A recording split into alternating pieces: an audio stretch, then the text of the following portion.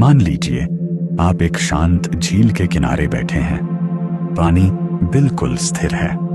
अचानक कोई उसमें एक पत्थर फेंकता है। क्या होगा? पानी में हलचल होगी, लहरें उठेंगी।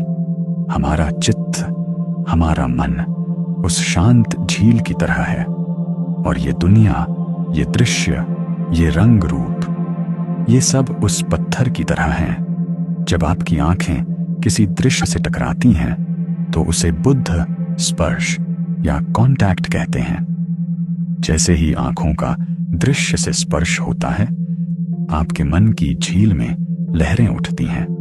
अब ध्यान से सुनिएगा। लहरें उठना समस्या नहीं है। पत्थर गिरा, लहर उठी, यह तो प्रकृति का नियम है। कर्म तब बनता है जब आप उन लहरों के साथ बहना शुरू कर देते हैं। चलिए एक व्यावहारिक उदाहरण लेते हैं जो हम सबके जीवन में होता है। आप रास्ते से जा रहे हैं। अचानक आपको अपना कोई पुराना दुश्मन या कोई ऐसा व्यक्ति दिखाई देता है जिससे आपकी कभी बहस हुई थी। जैसे ही आंखें उसे देखती हैं, क्या होता है? क्या आपको सिर्फ एक इंसान दिखता है? नहीं, आपको उसका पुराना व्यवहार याद आता है। आपके सीने में जलन होने लगती है। मन में आता है, यह फिर क्यों दिख गया? इसने मुझे तब कितना परेशान किया था। अभी तक आपने उस व्यक्ति से एक शब्द भी नहीं कहा। आपने उसे छुआ भी नहीं। आपने कोई शारीरिक लड़ाई नहीं की। लेकिन आपकी आंखों ने द्वेष का, नफरत का कर्म कर लिया।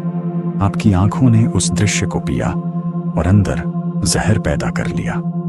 यह मानसिक कर्म है।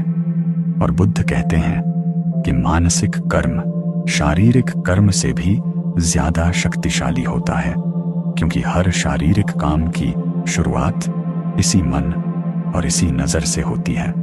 बुद्ध ने हमें समझाया कि आंखें वही देखती हैं जो हमारा मन उसे दिखाना चाहता है।